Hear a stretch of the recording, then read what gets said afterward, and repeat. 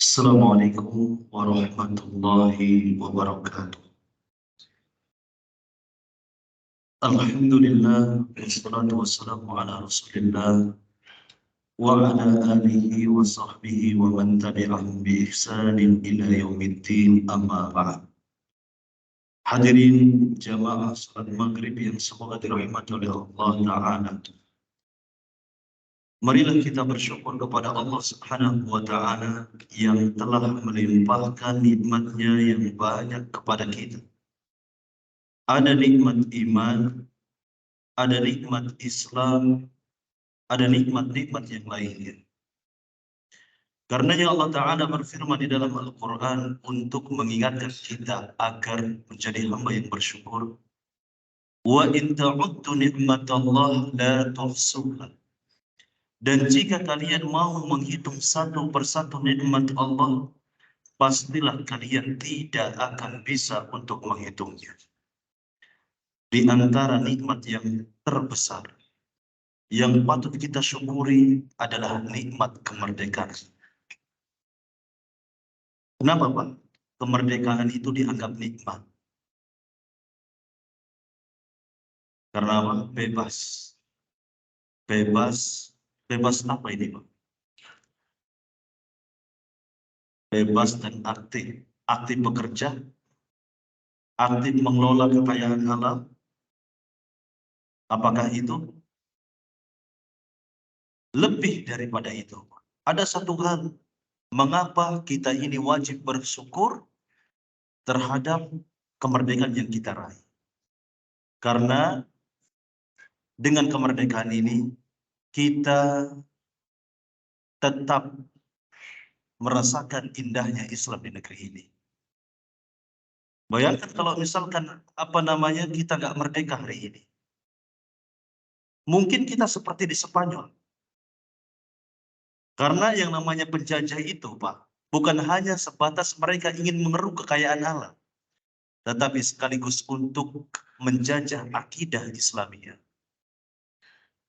Pertama, kita berbicara seperti ini atas dasar dalil daripada Al-Quranul Karim, di mana Allah Ta'ala berfirman, وَلَنْ تَرْضَ عَنْكَ الْيَهُودُ وَلَا النَّصَارَى حَتَّى تَتَّبِعَ مِلَّتَهُمْ.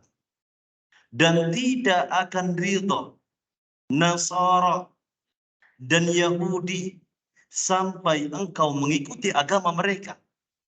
Dan kita belajar dari sejarah bagaimana negeri Spanyol itu dahulunya itu mayoritas Muslim. Ketika tahun 500 Hijriah, Tariq bin Ziyad, yaitu panglima besar dari Bani Umayyah, diutus saat itu ke Spanyol untuk menaklukkan Spanyol. Dulu bukan namanya Spanyol. Dalam sejarah Islam namanya Andalusia. Nah, ketika ditaklukkan, maka orang-orang kafir di Spanyol berbondong-bondong masuk Islam. Bukan karena dipaksa untuk keluar daripada agama sebelumnya, tetapi karena mereka melihat bagaimana hikmahnya Tariq bin Ziyad dan tentara yang lainnya dalam mengamalkan ketaatan kepada Allah.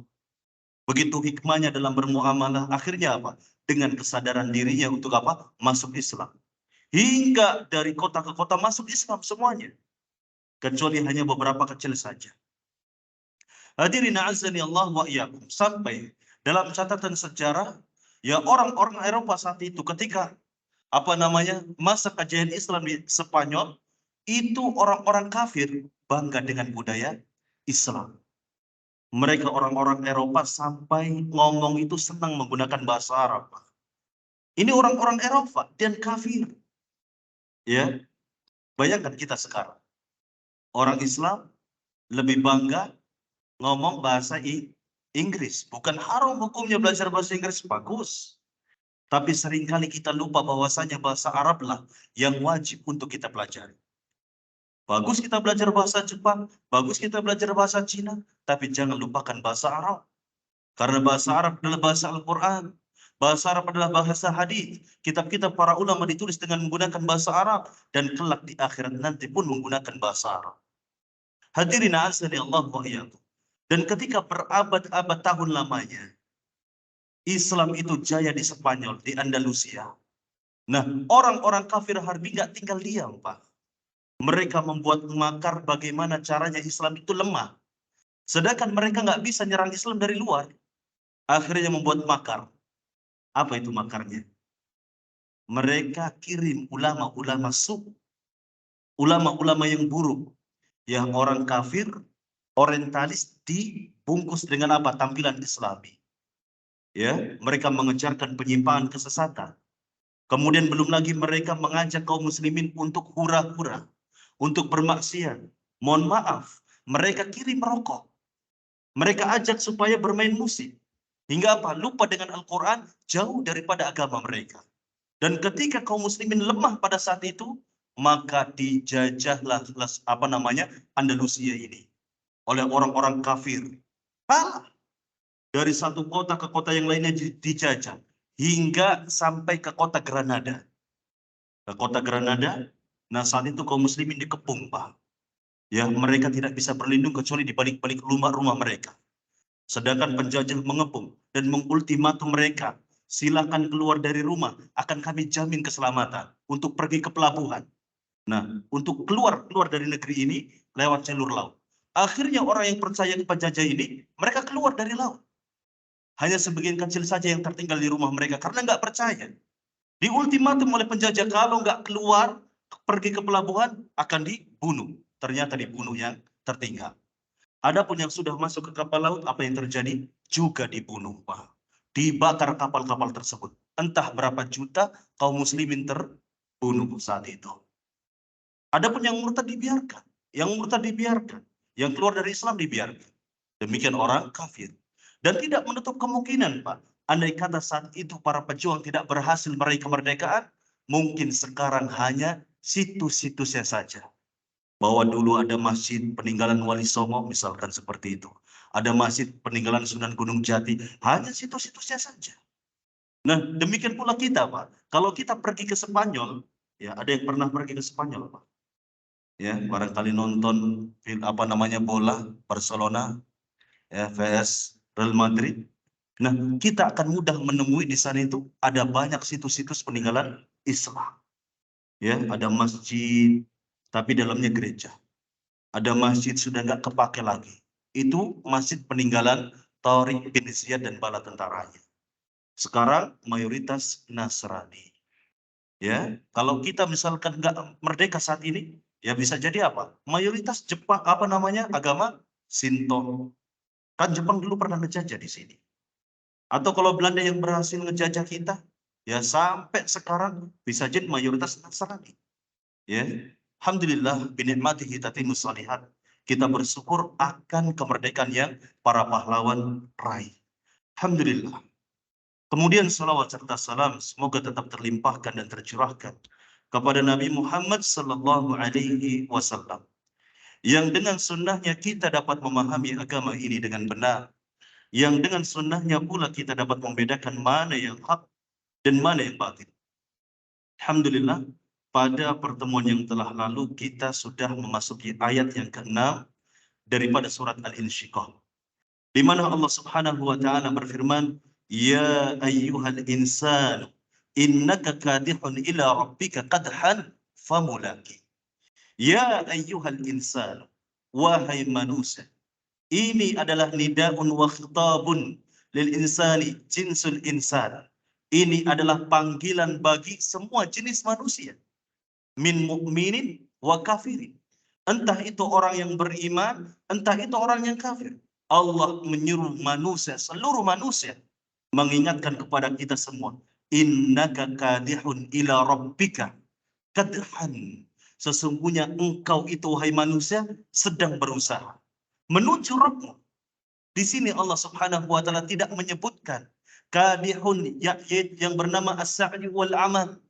Tidak menyebutkan jenis amal apa. Yang pasti saat ini baik orang kafir, orang fasik, orang fajir, ataupun orang yang beriman sedang sama-sama berusaha. Iya tidak, Pak? Iya tidak, nih? Iya, sedang sama-sama beramal.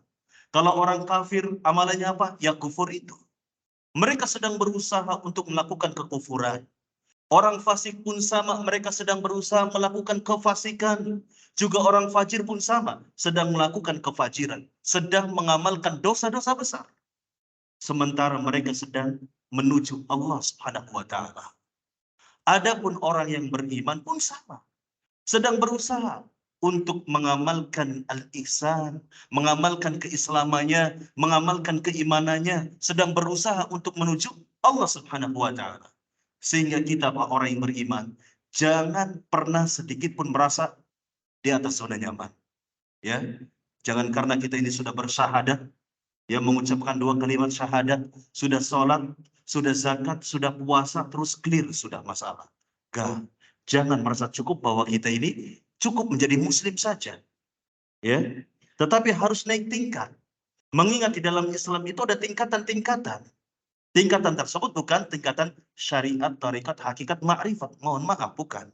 Ya, karena kalau syariat, tarikat, hakikat, ma'rifat, syariat itu adalah orang-orang yang mengamalkan syariat. Nanti naik, ya, dimaaf kalaupun meninggalkan syariat. Ya, karena dia sudah merasa cinta kepada Allah, sudah mengetahui Allah. Ini keliru. Siapa yang paling cinta di dunia ini, Pak? Nabi Shallallahu Alaihi Wasallam. Apakah kemudian Nabi pernah meninggalkan sholat? Tidak pernah. Demikian pula Abu Bakar, Umar, Uthman, Ali, dan seterusnya. Tetapi mereka tidak pernah mengklaim mereka sudah ma'rifat. Gak pernah. Ya, makrifat betul, kita pun mengetahui Allah, tetapi lewat ilmu yang benar. Adapun tingkatan-tingkatan Islam yang memang diajarkan oleh Nabi Shallallahu Alaihi Wasallam adalah tingkatan Muslim, tingkatan Islam, ini yang paling bawah. Kemudian tingkatan berikutnya adalah tingkatan iman, dan tingkatan yang paling tinggi adalah tingkatan ihsan. Jadi kalau misalkan kita sekarang Muslim, ya, hanya mengamalkan yang wajib-wajibnya saja, baru syariat Islam saja, nah, kita jangan pernah merasa cukup. Kita harus kejar atau naik kepada tingkatan berikutnya, adalah tingkatan iman. Karena tidak setiap orang yang Muslim kemudian beriman. Ya, orang yang beriman pasti dia Muslim. Begitu. Hanya saja kalau Islam itu adalah orang-orang yang hanya melakukan, lebih kepada melakukan amalan-amalan zahir saja. Begitu, ya. Adapun amalan batinnya sederhana. Yang penting dia tahu Allah, yang penting dia tahu malaikat Allah, yang penting dia kenal kitab-kitab Allah, sudah clear, tanpa mendalami dengan baik dan menancapkan di dalam hatinya dengan begitu baik. Nah, adapun orang yang beriman, mereka selain mempelajari bagaimana hukum-hukum syariat, mereka pun mempelajari bagaimana akidah yang benar. Terus mereka dalami dan mereka aplikasikan dalam kehidupannya. Hingga kemudian mereka naik ke tingkat berikutnya, yaitu tingkatan ihsan. Apa itu ihsan, Pak? Ya, jangan-jangan kita ketika ditanya Islam pun kita nggak ngerti. Padahal kita Muslim sudah berpuluh-puluh tahun. Ya, jangan sampai seperti itu, Pak. Ya, kalaupun lupa, maklum. Ya, dimaklumi. Ya, kalau lupa, ayo kita murojaah lagi. Ya, iman juga sama, apa arti iman? Oh, lupa. Nggak apa-apa, wajar. Tapi jangan sampai nggak tahu sama sekali, nggak pernah belajar sama sekali. Sementara kita mengaku dalam keseharian kita ini orang yang beriman kepada Allah. Adapun ihsan disebutkan dalam hadis Jibril atau umul hadis kata para ulama. Nah, ketika Jibril datang menemui Nabi Shallallahu Alaihi Wasallam untuk bertanya tentang hal-hal yang penting dalam agama Islam atau tingkatan-tingkatan penting dalam agama Islam, Di antaranya Jibril alaihissalam bertanya tentang mahil ihsan, akhbirni anil ihsan. Kabarkan kepadaku wahai Muhammad, apa itu ihsan? Apa itu ihsan? An ta'budallaha ka'annaka tarahu fa illam takun tarahu fa innahu yarah. Engkau ketika beribadah kepada Allah seolah-olah engkau itu melihat Allah. Fa illam takun tarahu fa innahu yarah. Dan ketika engkau itu gak mampu seolah-olah melihat Allah dalam beribadah, maka yakinlah Allah itu melihatmu. Jadi tingkatan ihsan pun ada dua, Pak. Tingkatan yang paling tinggi ketika kita beribadah, kita itu merasa seolah-olah melihat Allah. Bagaimana caranya? Apakah dengan membayangkan bahwasanya Allah itu wajahnya oval atau bulat? Apakah dengan membayangkan tangannya Allah itu lurus atau bengkok? Dengan apa? Kalau seperti itu keliru. Namanya tamthil atau tashbih. Menyerupakan Allah dengan makhluk. Ini haram hukumnya. Karena laisa kamitslihi syai'un. Gak sama, gak ada sesuatu pun makhluk yang sama dengan Allah. Lantas bagaimana caranya? Adalah dengan membayangkan sifat-sifat Allah. Ya, sifat-sifat Allah, bahwasanya Allah itu Ar-Rahman, Ar-Rahim. Kapan itu? Ketika beribadah, ketika sholat, ketika puasa, ketika zakat, yang dibayangkan adalah Allah, Allah, Allah, sehingga lisan pun zikir, ya, menyebut Allah Ta'ala, hati pun sama. Begitu ketika di dalam beribadah, bukan membayangkan bagaimana wajahnya Allah, tangannya Allah seperti apa. Ini haram hukumnya. Ada sebuah kaidah dari para ulama, ya, dan ini dinukilkan dari Al-Imam Malik rahimahullahu taala ketika ditanya tentang istiwanya Allah itu seperti apa. Disebutkan dalam surat Ar-Rahman, Ar-Rahmanu 'alal arsy istawa.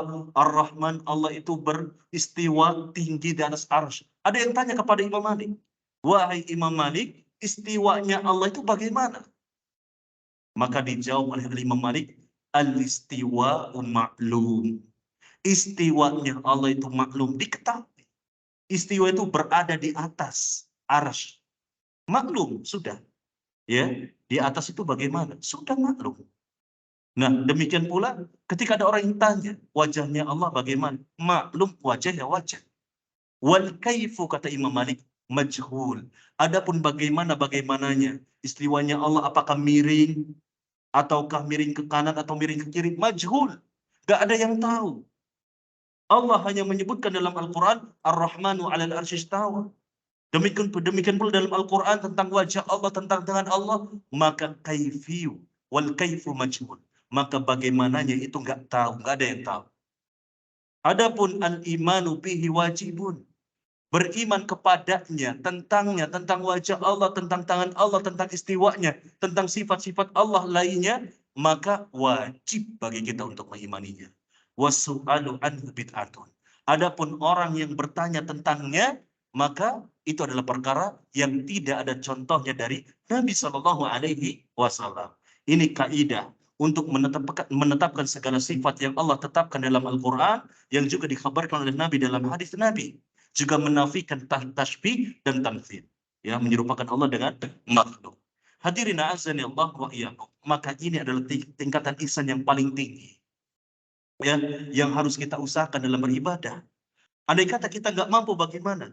Apakah ada cara lain agar kita bisa mencapai derajat ihsan itu? Ada, ya, yaitu tingkatan berikutnya. Ya, fa illam takun tarah fa innahu yarah. Apabila engkau tidak mampu seolah-olah melihat Allah dalam beribadah, maka fa innahu yarah. Allah itu melihatmu, mengawasimu. Kita ini harus merasa diawasi oleh Allah kapanpun dan dimanapun, setiap detiknya. Saya yakin, Pak, ya, saya jamin kalau seandainya kita ini merasa diawasi oleh Allah, akan sulit bagi kita untuk bermaksiat. Akan mudah bagi kita untuk mentaati Allah. Karena kita merasa diawasi oleh zat yang maha pencipta, yang maha mengatur, yang merajai alam semesta ini termasuk hari kiamat. Bayangkan, kita seorang pegawai, ketika berada di tempat kerja diawasi oleh bos kita saja, bagaimana tuh rasanya? Serasa kita ini pegawai paling rajin sedunia. Iya nggak, Pak? Wah, apa saja dikerjain, saudara. Ya, ada CCTV terlebih. Kita serasa pegawai paling rajin. Ya, padahal nanti kalau bos kita pergi terus mati lampu, apa yang kita lakukan? Kalau kita nggak amanah, sudah masih mending ngopi. Iya tidak? Kan seperti itu. Gaji kan bulanan. Nah, yang penting absen diisi. Ini kalau kita nggak amanah. Nah, kita pun seperti ini. Kita ini nggak amanah menjadi seorang hamba. Yang ketika kita tahu bahwasanya Allah itu menciptakan kita untuk beribadah, untuk mentaati Allah sampai kita mati, tapi kita nggak lakukan itu. Kenapa? Karena kita merasa nggak diawasi oleh Allah. Andai kata kita merasa diawasi oleh Allah setiap detiknya, malu kita, Pak. Jangankan untuk bermaksiat, untuk pegang HP terus nge-game saja kita malu. Kita ini bukan diciptakan untuk santai-santai seperti ini. Tetapi untuk apa? Untuk beribadah kepada Allah. Adapun perkara-perkara yang sifatnya boleh, itu sekedarnya saja. Barangkali sudah penat beribadah, silakan. Sekedar 5 menit main game misalkan. Kalau saya nggak bisa main game, Pak. Dari dulu nggak bisa. Ya, begitu ya. Alhamdulillah. Ya, kalau teman saya ini bisa kuat berjam-jam, saya boro-boro berjam-jam ya. 1 menit pun nggak ngerti gitu ya. Caranya itu seperti apa? Barangkali Pak Takur ngerti, Pak Takur. Main game. Eh? Jago ya. Ah, ini juga Pak Takur ya. Jangan kelewatan main gamenya Pak Takur ya. Insya Allah tidak Pak Takur ya. Nah, hadirin azan ya Allah wa iyyakum. Maka hendaknya kita merasa diawasi oleh Allah Ta'ala. Karena kalau seandainya kita merasa diawasi oleh Allah, mesti kita akan mudah untuk apa? Untuk terus berusaha ya di dalam mendapati ya diri kita untuk menjadi orang yang baik. Cuman seringkali kita ini hanya memahami teori saja, Pak. Iya tidak? Kita mungkin ya jujur. Kita ini seringkali ya mendapati perintah anjuran untuk berbuat ihsan, kebaikan, ketaatan dari dulu. Karena kita sudah ngaji berpuluh-puluh tahun yang lalu, misalkan 20 tahun yang lalu, ya. Tapi kira-kira selama kita duduk di majelis ilmu, seringnya kita duduk di majelis ilmu dan mendapatkan ilmu, progresnya sampai titik ini itu apa? Sudahkah kita menjadi hamba yang bertakwa? Atau gini-gini aja? 20 tahun yang lalu ini sama dengan 20 tahun kemudian. Ya. Progresnya apa? Ini pun harus kita apa namanya tata ya. Jangan sampai kita sekarang ngaji nanti 5 tahun kemudian sama kualitasnya. Ya. Maka ini muskilah, ada masalah dalam diri kita. Oleh karenanya kita pun harus paham apa kiatnya untuk apa? Untuk kuat dalam berusaha mengamalkan ketaatan. Apa kiatnya? Ya, disebutkan oleh para ulama di antaranya adalah ibadah. Balik lagi ke ibadah. Ya, tapi ibadahnya yang benar. Jangan asal ibadah. Pertama harus ikhlas nih, harus ikhlas, harus lurus dalam segala ibadah apapun. Bukan karena manusia, bukan karena yang lainnya. Kemudian ittiba'us sunnah, mengikuti sunnah Nabi dalam beribadah. Kemudian berikutnya adalah tilawatul Quran, membaca Al-Quran. Nah, kemudian apa lagi? Tadabbur Al-Quran, dan kemudian mengamalkan Al-Quran. 3 rangkaian ini, Pak, harus ada terhadap Al-Quran. Kalau kita cuma rajin baca tok, ya, rajin baca tok, apa bedanya dengan orang kafir? Orang kafir itu, Pak, nggak tanggung-tanggung. Saya lihat di TV, Rocky Gerung, kenal Pak Rocky Gerung, Pak? Ketika digeledah rumahnya, bukan digeledah oleh Densus, bukan. Tapi masuk apa ya, kayak geledah perpustakaannya begitu ya. Buku bacanya apa saja. Ternyata dia juga baca Quran. Bahkan ngeri, di dalam Qurannya itu ada batasan-batasan banyak gitu ya. Kalau orang apa namanya bekas baca itu ada misalkan di halaman ini ada batasannya, di nomor ini surat ini ada batasannya begitu. Seolah-olah dia itu rajin baca Quran dan benar-benar mentadaburi Al-Quran, mempelajari Al-Quran. Ini Rocky Gerung. Agamanya apa? Ateis. Dia nggak punya agama. Begitu ya. Ini Rocky Gerung. Nah kita jangan kalah dengan orang-orang kafir. Harus ada 3 hal ini terhadap Al-Quran. Apa itu? Membaca Al-Quran, dan kemudian mentadaburi Al-Quran, dan kemudian mengamalkannya. Apa itu mentadaburi? Merenungi isi kandungan ayat-ayat tersebut di dalam Al-Quran. Mempelajari dengan hadir di majelis ilmu. Hadir di majelis ilmu apapun itu. Baik akidah, baik tafsir, baik hadis, baik itu fikih, ya, karena semua itu adalah mengacu kepada Al-Qur'anul Karim, ya. Jangan sampai kita kemudian hanya membacanya saja. Sampai khatam berkali-kali pun kita nggak akan bisa ngambil faidah. Nah, sehingga jangan aneh, Pak.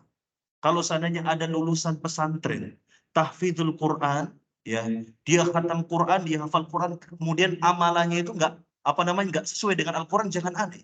Karena bisa jadi dia cuma cuman baca dan menghafal saja sehari-harinya. Dan ini saya dapati, Pak. Ya, saya dapati ada sebuah pesantren itu ngeluh. Ya, ternyata anaknya mulai nggak bener. Siapa yang ngajarin? Musyrifnya. Saya bentuk musyrif. Gurunya sendiri. Gitu ya. Kenapa? Karena bisa jadi dulu itu memang diajarkan untuk menghafal Quran, tapi tidak diajarkan untuk mentadaburi Al-Quran.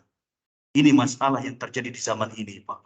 Banyak pesantren tahfidzul Quran bermunculan, ya, tapi kayak orang dagang saja.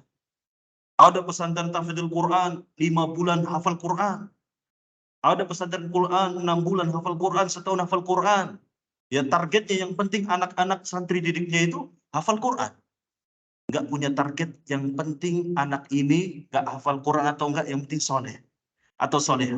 Ini baru pesantren yang top, Pak. Punya tanggung jawab yang benar. Tapi kalau cuma mencetak generasi Quran, cuma hafalnya saja, ini keliru. Ya, sehingga ya bapak-bapak sekalian, ibu-ibu sekalian, kalau ingin menitipkan anaknya di pesantren tahfidz Al-Quran, diteliti dulu. Begitu ya. Jangan terperdaya dengan dengan cepatnya yang diiming-iming oleh mereka. 6 bulan, setahun selesai. Ya, selesai betul. Ya, selesai betul hafalannya bisa jadi. Ya, tapi tidak menjamin bagaimana akhlaknya anak kita nanti. Akidahnya anak kita nanti. Begitu. Dan saya dapati ya di pesantren saya Al-Qolam, ya, begitu sama. Ya, ada jebolan-jebolan pesantren Al-Quran, lulusan pesantren Al-Quran, akhlaknya buruk. Ya, terakhir saya dapati ada salah satu santri saya ngerti TikTokan, joget-joget gitu ya. Joget TikTok saya nggak ngerti, cuman saya lihat itu dari santri saya. Pas ditanya, kok bisa joget TikTokan dari mana? Dari Kak Fulana katanya. Ya, Kak Fulana. Salah satu musyrifah yang alhamdulillah sudah keluar. Begitu. Ini terjadi. Jangan sampai kemudian anak-anak kita dititipkan di pesantren yang seperti itu. Tandanya apa? Tandanya itu punya program 6 bulan hafal Quran. 5 bulan hafal Quran. Ya, tapi kita tidak bisa pukul rata. Bisa jadi 5 bulan hafal Quran juga diajarkan tentang ulum syar'inya. Ya, ada apa namanya tafsirnya, akidahnya, akhlaknya dan seterusnya. Ini harus kita perhatikan. Hadirin azani Allah wa iyyakum. Kemudian cara berikutnya agar kita bisa meraih ihsan adalah dengan membiasakan diri, Pak. Melatih diri. Jangan dikira kita ini ingin menjadi orang yang baik tanpa butuh latihan. Harus, Pak. Ya, contoh, kita ini pelit. Nggak bisa ujuk-ujuk langsung besoknya bisa 10 juta kita keluar untuk sedekah. Ya, ada yang kayak gitu, Pak Tagor? Hah? Ya, susah, ya. Maka butuh latihan. Ya, misalkan hari ini nih kita mulai 1 bulan, misalkan untuk supaya kita ini bisa menjadi orang yang dermawan. Hari pertama ya sedekah 100.000. Hari kedua ditambah lagi. Hari ketiga ditambah lagi. 4 dan seterusnya ditambah lagi. Syukur-syukur ya, nanti pas hari ke-30 kita mampu 3 juta sehari. Kalau mampu.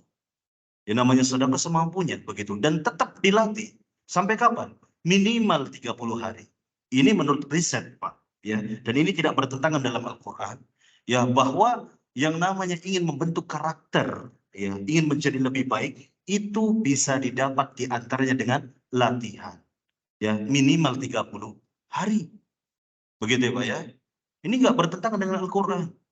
Di dalam Al-Quran, Allah Subhanahu wa Ta'ala berfirman, "Ya ayyuhalladzina amanu kutiba alaikumusiyam kama kutiba alal ladzina min qablikum."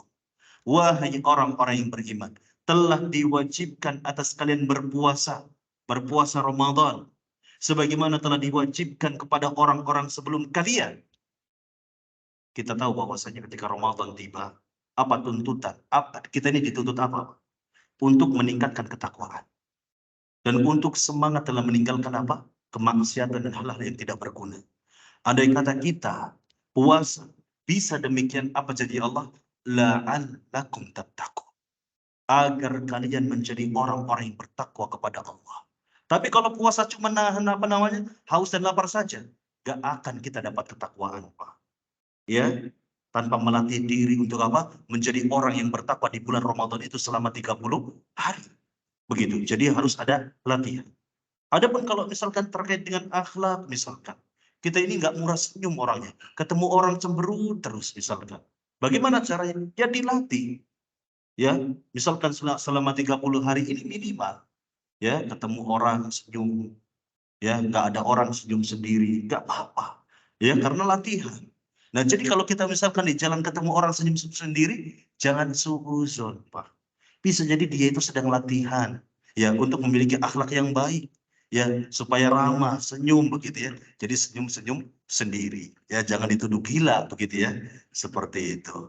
Nah kalau kita ingin mendapatkan senyum yang manis, cermin ada. Ya, cari nih kita membentuk senyum kita dalam 30 hari supaya senyumnya itu nyenengin begitu ya, bukan senyum sinis. Karena kalau kita nggak latihan memilih senyum mana, senyum simpul, senyum sinis, senyum manis, bahaya. Ya khawatir ya yang keluar adalah senyum sinis. Ya akhirnya apa? Menyakiti orang lain. Na'udzubillahi min dzalik. Dan kemudian ya, hal lainnya yang harus kita lakukan adalah pergaulan kita harus dijaga. Ya, kalau kita ingin menjadi orang yang baik, menjadi orang yang muhsin, orang yang ihsan, maka pergaulan kita dijaga. Jangan anggap remeh Pak yang namanya pergaulan. Sebab Nabi Shallallahu Alaihi Wasallam bersabda, "Almar'u ala dini khalili." Seseorang itu tergantung bagaimana agama temannya. Kalau temannya tukang gibah, kira-kira kita bakal jadi tukang apa, Pak? Tukang gibah, Pak. Mesti nih, Pak. Secara umum seperti itu. Ya, kalau teman kita adalah orang yang jujur, orang yang rajin ibadahnya, maka kita pun akan termotivasi untuk melakukan apa? Hal yang sama, rajin ibadah. Karena kata para ahli hikmah mengatakan as-sahibu sahib. Ya, sahabat itu menarik, begitu ya. Kuat-kuatan pengaruhnya. Ya, jadi hati-hati. Bagaimana Ustadz kalau seandainya kita ini bergaul dengan semua orang, sebagian baik, sebagian buruk, ya. Siap-siap jadi siapa Pak? Jadi Abu Talib. Abu Talib. Siapa Abu Talib? Pamannya Nabi Shallallahu Alaihi Wasallam, bapaknya Ali radhiyallahu anhu. Abu Talib ini sahabatnya Nabi, ya pamannya Nabi, tapi benar-benar dekat dengan Nabi, bergaul dengan Nabi, bergaul dengan sahabat Nabi, tapi sayangnya tidak 100% bergaul dengan teman-teman yang baik. Dia juga bergaul dengan Abu Jahal, Abu Lahab, hingga ketika menjelang matinya, ketika sakit, itu Abu Jahal terus menemani setiap detiknya. Ya, untuk apa? Mempertahankan supaya Abu Talib ini tetap yang kafir. Ya, padahal dalam hatinya Abu Talib ini benar-benar meyakini bahwa Islam itu benar. Hanya saja dia itu kurangnya belum mengucapkan 2 kalimat syahadat. Hingga ketika dia itu sakit, Nabi itu sering jenguk dan mengajak supaya Abu Talib ini supaya mengucapkan 2 kalimat syahadat. Kurang lebih Nabi berkata kepada Abu Talib, "Wahai pamanku, ucapkanlah 2 kalimat syahadat, ucapkanlah la ilaha illallah. Yang dengan kalimat ini aku akan menjadi saksi untukmu di hadapan Allah Ta'ala." Di sisi lain ketika Nabi berkata demikian kepada Abu Talib, ya, apa kata Abu Jahal? "Wahai Abu Talib, ya, apakah engkau benci kepada agama Abdul Muthalib? Agama kufur, agama syirik?" Terus seperti itu. Nabi nggak sekali mengajak Abu Talib untuk bersyahadat. Ya selama Abu Talib sakit. Tapi di sisi lain ada Abu Jahal yang terus seperti itu. Jadi betullah kata Nabi Shallallahu Alaihi Wasallam, "Almar'u ala dini khalili." Seseorang itu tergantung bagaimana agama temannya. Kita praktek kita lihat Pak di lapangan. Betapa banyak orang-orang yang kecilnya, yang mudanya itu baik, tapi kok semakin dewasa semakin buruk. Ternyata pergaulannya itu dengan teman-teman yang buruk. Nah, ini menimpa Pak di banyak orang. Ya, ada seorang ustadz, ya, ustadz yang masya Allah dia itu luar biasa, alim, ya, baik sekali. Ngedidik anaknya pun baik. Cuma yang namanya anak kan nggak di rumah terus. Dia keluar rumah, ya dia di pesantren padahal sampai bertahun-tahun dan dia benar di pesantren Pak. Saya tahu kecilnya dia, tapi giliran sudah gede, sekarang bertolak belakang dengan masa kecilnya dia, masa mudanya dia. sekarang menjadi anak yang berani dengan orang tuanya, anak yang bisa dikatakan mohon maaf buruk begitu ya. Kenapa? Usut punya usut pergaulannya. Ini ngeri ya. Maka ya gak apa-apa kita sedikit temen Pak. Kita nggak apa-apa punya sedikit temen ya, asal teman kita ini baik. Bahkan Sufyan Ats-Tsauri rahimahullah taala mengatakan, dia katakan masih mending punya musuh yang bertakwa kata dia, daripada punya teman yang buruk. Sampai segitunya Pak. Sufyan Ats-Tsauri masih mending punya musuh orang yang bertakwa daripada Pak punya teman yang buruk. Ini menunjukkan ganasnya teman yang buruk. Begitu ya. Ya seringkali teman yang buruk itu pagar makan tanaman seperti itu. Saya lihat di video Pak ya. Ini CCTV gitu. Ada sahabat seperti itu dekat ya di pinggir trotoar dia ngobrol gitu ya. Ternyata dia ini sahabat ini yang satunya sedang merencanakan kejahatan terhadap temennya ini, sahabatnya ini. Ketika bus lewat dari belakang, ternyata dia pura-pura tidak sengaja jatuh. Nenggor keras, jebret. Alhamdulillah umurnya masih panjang. Padahal sedikit sekali apa namanya kepalanya dilindas pakai apa namanya ban bus tersebut Pak yang lewat. Hampir dikit. Kalau nggak nenggor apa namanya bagian atasnya sudah lindas bisa jadi. Ini terjadi ya. Dan kita tahu di berita ada seorang teman tega membunuh temannya. Ini terjadi. Oleh karenanya betullah kata Nabi Shallallahu Alaihi Wasallam, almar'u ala dini khalili. Seseorang itu tergantung bagaimana agama temannya. Dan ketika kita bergaul dengan teman-teman yang baik, Pak, ya, itu teman kita yang baik bukan hanya memberikan manfaat yang baik kita ketika kita di dunia saja. Ya, terlebih di akhirat pun kita akan merasakan apa? Kebaikannya. Hingga Al-Imam Ibnul Jauzi rahimahullah ta'ala mengatakan, fa illam tajiduni fil jannah bainakum. Apabila kalian wahai teman-temanku tidak mendapati di dalam surga diriku ini, ya, di sudut-sudut surga nggak mendapati diriku, fas'alu anni. Maka tanyakan kepada Allah tentang di mana Ibnul Jauzi. Dan tolong katakan kepada Allah bahwa Ibnul Jauzi pernah mengingatkan tentang Allah kepada kalian. Ini Ibnul Jauzi, Pak. Ya, jadi nanti kalau bapak-bapak di surga misalkan, ya, ternyata nggak ketemu yang namanya Dimas, Pak. Nama saya Dimas, Pak. Ya, ya barangkali belum kenal, ya kita kenalan gitu ya. Nama saya Dimas, ya. Jadi kalau nggak ketemu saya, tolong tanyakan kepada Allah di mana saya. Ya, dan ingat ya maksudnya katakan kepada Allah ya katakan kepada Allah bahwa saya ini ya pernah mengingatkan beberapa kebaikan kepada antum semua ya sampai-sampai Al-Imam Hasan Al-Basri rahimahullah taala berkata istaghfiru minal asdiqa'il mu'minin fa inna lahum syafa'atun fil akhirah, maka perbanyaklah oleh kalian teman yang baik, orang-orang yang beriman, teman-teman yang baik, karena sesungguhnya mereka ini memiliki syafaat, pertolongan di akhirat. Ya, dan ini tidak bertentangan dengan hadis Nabi. Semakna dengan hadis Nabi kelak ketika orang-orang yang beriman itu diangkat dari neraka, maka mereka diberikan syafaat, kewenangan untuk apa? Untuk mengangkat teman-temannya dia masih di dalam neraka. Maka akan diangkat teman-temannya itu ya dari neraka. Ini luar biasa. Ini teman-teman yang baik. Ya, kita tahu bahwasanya setiap orang yang beriman itu tidak bisa langsung masuk surga. Ada sebagian orang yang beriman masuk neraka dulu. Ya, dia rajin sholatnya bisa jadi, dia rajin puasanya, dia rajin zakatnya, dia rajin sedekahnya, tapi buruk kepada istrinya misalkan, ya, sehingga dia dimasukkan dulu di dalam neraka, ya, begitu. Ada saja kekurangan-kekurangannya.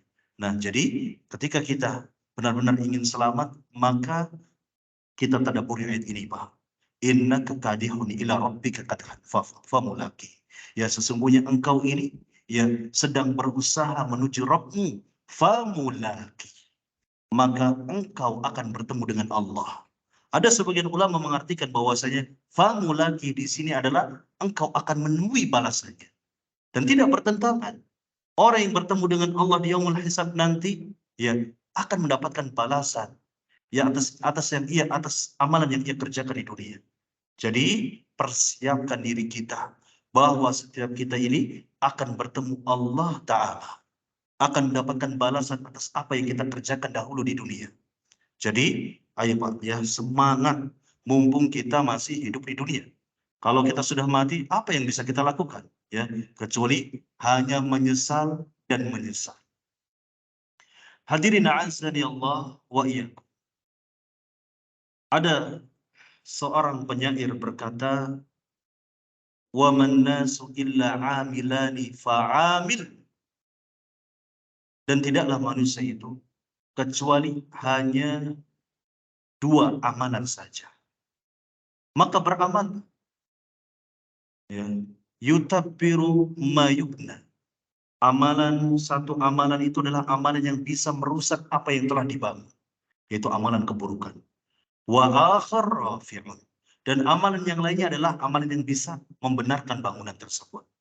Ya, jadi tinggal kita pilih mau amalan yang mana yang akan kita lakukan. Kalau kita sadar bahwasanya kita ini akan dibangkitkan, akan bertemu dengan Allah Subhanahu wa taala, sudah. Gak ada amalan yang bisa kita lakukan kecuali amalan kebaikan. Hadirin azani Allah wa iyyakum. Allah Subhanahu wa taala mengingatkan kepada kita bahwa kita ini hanya sementara. Disebutkan dalam surat Al-Mu'minun, qala kam labithtum fil ardi adada sinin. Ya, dia berkata, kam labithtum, berapa kalian itu tinggal di dunia? Adada sinin, hanya beberapa tahun saja, beberapa waktu saja. Dan kemudian mereka menjawab, qalu labithna yawman aw ba'da yawm. Mereka berkata, kami ini hanya tinggal satu hari atau sebagian daripada satu hari saja. Sebentar. Ya, kelak orang-orang yang dibangkitkan pada hari kiamat ada yang ditanya dengan pertanyaan demikian, Pak. Ya, bahwa mereka ini ya seakan-akan hidup di dunia ini hanya sebentar. Ya, meskipun mereka ditakdirkan 100 tahun lamanya, ketika pada hari kiamat dibangkitkan, hanya seolah-olah mereka itu tinggal cuma satu hari saja. Setengah hari saja. Dan nyatanya kita yang saat ini hidup sampai umurnya mungkin ada yang 60 tahun, ada yang 70 tahun. Rasanya sebentar enggak, Pak? Sebentar. Kok tiba-tiba 70 tahun? Ya, kok tiba-tiba 60 tahun? Padahal kemarin baru main layangan, main gelatikan, tahu gelatikan, Pak? Gelatikan itu pakai kayu tuh, satunya panjang, satunya kecil gitu ya. Padahal kemarin baru main bola sama teman-teman yang lain, nyari ikan di lumpur, di sawah. Sekarang kok sudah 40 tahun. Sekarang kok sudah 50 tahun. Sekarang kok sudah 60 tahun. Ya, apa yang kita tunggu kalau demikian, Pak? Ya, kematian. Pertanggungjawaban di akhirat. Hadirin azani Allah wa iyyakum. Fama asra'u mulaqatul insan li rabbih. Betapa cepatnya ya pertemuan manusia dengan Rabbnya. Perasaan kita kemarin dilahirkan, besok atau lusa atau kapanpun itu kita akan dimatikan oleh Allah. Dan ketika dibangkitkan oleh Allah, kita akan dipertemukan dengan Allah Subhanahu wa taala. Siapapun kita, maka akan bertemu dengan Allah. Adapun orang yang beriman, maka kelak kenyang di surga nanti, bertemu dengan Allah Subhanahu wa taala. Ada sebuah hadis Nabi sallallahu alaihi wasallam yang diriwayatkan oleh Jabir radhiyallahu anhu. Qala Rasulullah sallallahu alaihi wasallam, qala Jibril. Jibril berkata, "Ya Muhammad, ish ma syi'ta fa innaka mayyitun." Hiduplah sekehendakmu. Hiduplah sekarapmu, kalau bahasa Cirebonnya seperti itu. Fa innaka mayyitun. Sesungguhnya engkau itu akan menjadi mayit. Ya. Diingatkan. Bukan berarti Jibril memerintahkan Nabi Muhammad, lo sholat terserah, nggak sholat terserah. Tapi mengingatkan kepada Muhammad agar beramal soleh. Ini Rasul yang diingatkan. Yang maksum, tapi masih diingatkan oleh Jibril.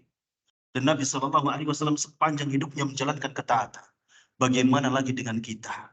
Siapkah kemudian menjadi mayit yang akan disolati dan akan dikuburkan? Wa ahbib ma syi'ta fa innaka mufaraqah. Dan cintailah orang yang engkau cintai, terserah. Mencintai siapapun terserah. Maka sesungguhnya engkau itu akan dipisahkan. Wa'mal ma syi'ta fa innaka mulaqi. Maka beramallah ya sekarapmu, ya karena sesungguhnya engkau akan bertemu dengan Allah Subhanahu wa taala.